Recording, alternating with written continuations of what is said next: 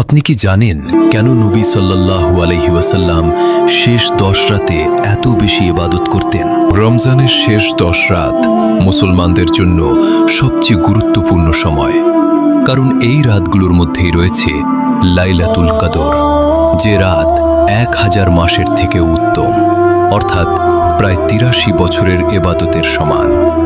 এই কারণেই নবী মুহাম্মদ সাল্লাল্লাহু আলাইহি ওয়াসাল্লাম রমজানের শেষ 10 রাতে ইবাদত আরও বাড়িয়ে দিতেন।